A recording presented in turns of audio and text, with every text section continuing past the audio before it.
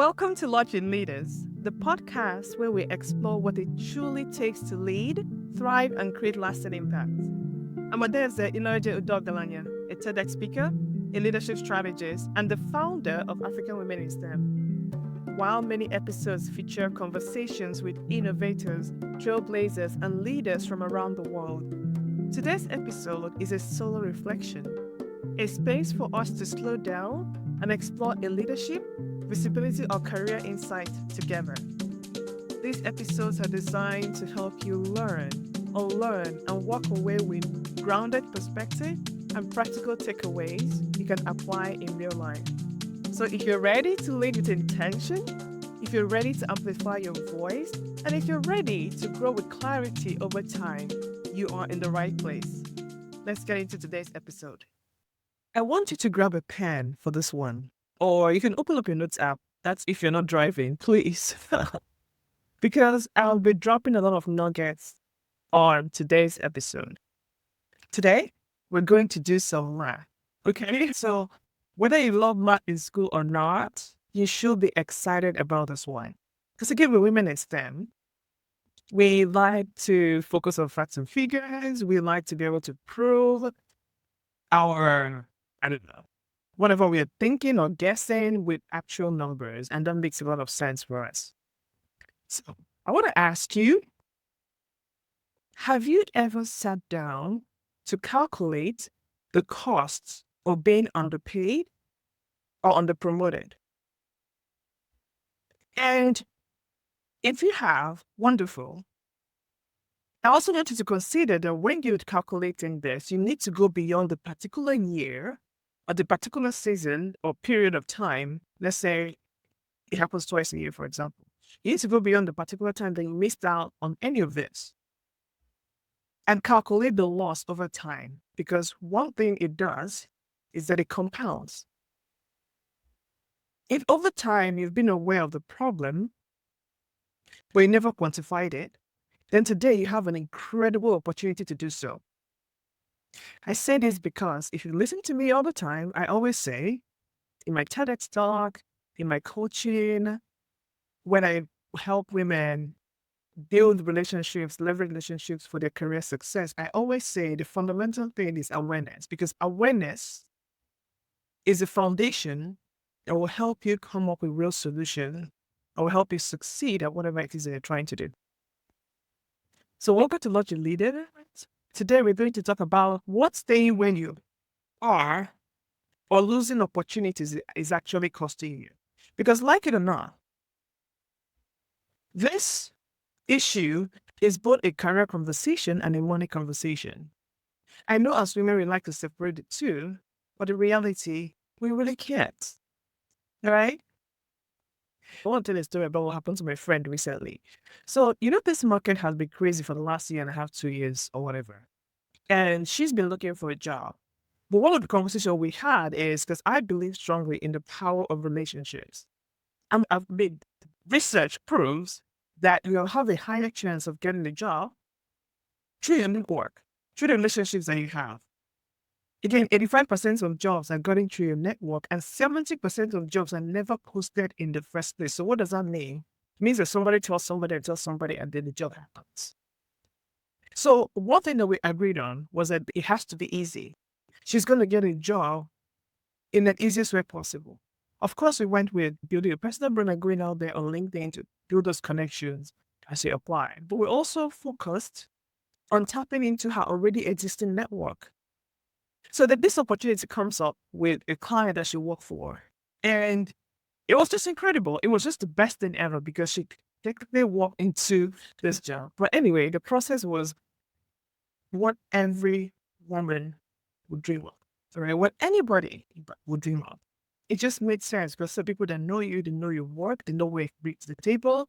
And it ended up being a situation where they were actually more or less trying to convince her how wonderful they are and look at her like, do you really want to work here? Trying to convince her in so many ways that this is a good place to be and have a lot going on, which they're doing.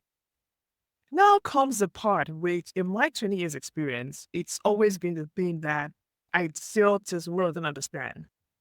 Discussing compensation with HR. I got blissfully down. But I also have this weird relationship with HR. Because when they're negotiating compensation with you, they pretty much act like it's their own personal money they're trying to give you.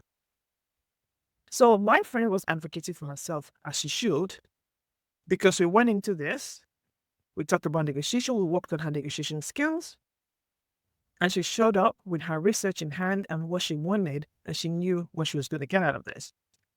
But HR was trying to convince her that she didn't deserve as much as she did, to the point that the HR was actually advocating for her to take a pay cut because, listen to this, she said, when I came into this position, I had to take a pay cut. And what does that have to do with anything? If you have to take a pay cut, you have your reasons for doing that. You taking a pay cut doesn't mean that when a woman is trying to advocate for herself, for what she deserves, and even more, you're trying to convince her that it's okay for her to accept less and take on less. And I want to tell you this. Preparation is key. Knowing your foundation is key. Knowing your number is key. And my friend went into all that with all of this information because we talked about it. And guess what? She was able to get a 6-figure increase from where the HR was trying to have her land. So I want to talk about this normalization on the payment and the promotion for women in STEM. That doesn't make any sense. It seems that this is just how things are, and we're supposed to accept it and be okay with it. You may have heard, you may have even said it to yourself. This is just the industry. Women in STEM get paid less. It's well known. I'll cut up eventually. It's not a big deal in the grand scheme of things. That phrase, it's not a big deal, is doing an enormous amount of damage to you and to your career and to finances, because it takes something that is actually massive, a compounding financial loss, and repackages it as a minor inconvenience that you simply have to learn to live with. Here's why this framing is so dangerous. The pay gap in STEM fields sits about 10 to 30% depending on your specific field. And that sounds like an almost manageable number, a few $1,000s a year. But pay is not a single number. Your pay, your base compensation, is the base on which every future raise, every bonus, every promotion increase, and every retirement contribution gets calculated from. A 10% gap today will not be a 10% gap in 10, 20, or 30 years from now. It compounds every single year.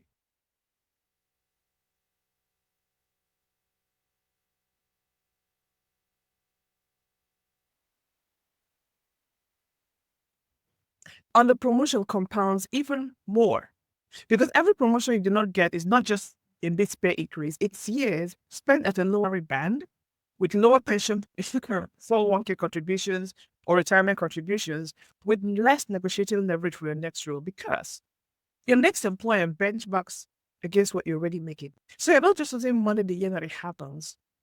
You're not just losing money on your base salary. It compounds over time, making the gap enormous. So now let's do the math. I'm going to walk you through a simplified version of a calculation that I do with clients. And I want you to plug in your own numbers this week. So let's say, for example, that you're underpaid by just $10,000 a year compared to where you should be, based on your role, your experience, and your impact, and what you contribute to the company bottom line. This number is conservative for a lot of senior women in STEMs, but let's start there. So $10,000 a year over 20 years, if you just multiply that by 20, is $200,000 in direct salary loss. $200,000 just gone. Well, here's where it gets serious. That $10,000 a year, if it had been invested instead in a retirement account growing at about a modest 7% average annual return, it doesn't just add up to $200,000. It compounds to over $330,000 by year 20. That's almost $500,000. Let us sit with you for a minute. So the gap is not just 200,000; it's over almost $500,000 in lost wealth just because you are underpaid 1 year by $10,000. Now let's add on the promotion to the picture, because pay gaps and promotion gaps are not separate problems; they go together. If you're promoted 2 years later than you should have been, and that promotion would have come with a 20% salary increase, you're not just missing 2 years of higher pay, you're also missing 2 years of higher pay plus a higher base salary that every subsequent raise, bonus, 401k contribution would have been calculated from for the rest of your career. Run that forward 20 years. And a single 2-year delay in your promotion can cost close to $1 million. Definitely, by our calculation, $1 over $500,000 in lifetime earnings and retirement savings once you include lost compound growth. $500,000 to $1 million from one delayed promotion. Now think about how many promotion cycles you've already gone through. How many times you've been told, great work, keep going, your time is coming. Be patient. Each one of those moments resulted in a delay, and this delay is not just a minor disappointment. It's a multi-6-figure impact made on your behalf. A decision that was made on your behalf, a decision you did not agree to, a decision that was made without your consent. Somebody decided that we did get to lose $500,000 to $1 million. And income. This is what I mean when I say that this has stopped being a career problem. McKinsey research confirms that for every 100 men promoted to their first management role, only 93 women make that step. And for women of color, it's only 74 of them. So every one of those missing promotions has a dollar figure attached. And we now know from our calculation that that dollar loss compounds over the years and over the decades. So for many senior women in STEM, this is the equivalent of an entire single retirement account. Money that should exist, that would exist, if the system around promotion and pay actually matched the performance it's supposed to, the way it's supposed to. Now that I've walked you through the math, I don't want to make you feel hopeless. That's not what this is about. All right? I did it because hopelessness comes from being vague. And clarity, even uncomfortable clarity, creates movement. You may have been treating this whole thing as an emotional issue. I feel undervalued. I feel like I'm not recognized. I feel frustrated when I see other people get ahead, that I'm better than. All these feelings are valid. But the reality is that those feelings, these numbers will move you because numbers make the abstract concrete. And concrete things are things that can actually act on. So here's what I want you to understand. Every year you spend hoping things will work out, waiting for the right moment, telling yourself it's not a big deal. You're not just delaying your promotion, you're actively choosing, even unconsciously, to let $500,000 to $1 million in lifetime earnings slip away. So here's what an empowering reframe that I want you to have. If this can compound against you just dramatically, it can also compound in your favor just as dramatically. The moment you start choosing to close those gaps deliberately, strategically, with purpose, with intention. When you realize that a salary negotiation that gets you an extra $15,000 this year is not just $15,000. It's the base for every raise after that and for the rest of your career. A promotion that comes 2 years earlier than it otherwise would have. It's not just 2 years of a bigger paycheck. It's a fundamentally different compound trajectory for the next 20 years. If you know all these things, you're going to show up to your negotiation conversations differently. You will ask for what you want because you know and you understand that the cost of not doing so is very high. I want you to run your own version of this calculation. Take your current salary, research what someone at your level, with your experience in your field, should realistically be earning. Or if your male colleague is paying more, there are salary benchmarking tools and industry reports that will get you real numbers, not a guess. Now calculate the annual gap and then multiply that gap by number of years until retirement. Then add a compound growth at a conservative rate. You can use 7%, you can use 10%. Because that gap is money that would have been invested, that was not. Write down the final number on paper where you can see in bold, put it in your room, in your office, wherever you work, on your phone. I'm not asking you to do this so you can spiral. I'm asking you to do this because that number, once it's real, once it's specific, once you cannot unsee it, it becomes the single most effective motivator for actually doing something differently. Vague dissatisfaction lets you wait another year. $500,000 to $1 million does not. So I want to tell you something about the women I work with. Almost every single one of them, when we sit down to run this exact calculation, have the same reaction. A long pause. Sometimes tears, sometimes a lot of anger. But always some version of, I had no idea it was this much and nobody showed me this. And that exact moment is when everything changes for them, because once you see the real cost of staying still is no longer, it's comfortable, safe. It's no longer the comfortable, safe feeling choice that it used to be. It becomes the most expensive thing you could possibly do. So that's exactly the conversation I have with clients inside the authority sheet calls. We do not just talk about the generalities about your career. We look at the actual impact. What staying on your current trajectory is costing you? And what is realistically possible if we choose the specific gaps that are holding you back? What's possible if we close the gaps that are holding you back? And most importantly, how to close those gaps. Now, the key things are visibility, sponsorship, positioning, and negotiation. So this call is private and it's for women instead who are ready to stop letting this number grow and get out of hand. Now, if you're a bit uncomfortable right now, the discomfort is exactly the signal you need to take action today. So book your authority shift call. The link is in the show notes. And until next time, bye.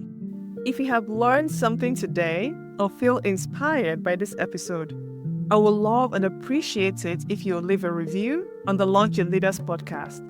This will help others just like you know that this show is for them too. Find and connect with me and reach out to me in the DMs. I love chatting with you. I am Adaeze Iloeje-Udeogalanya on LinkedIn. Until next time, lead boldly, create impact, and expand your influence.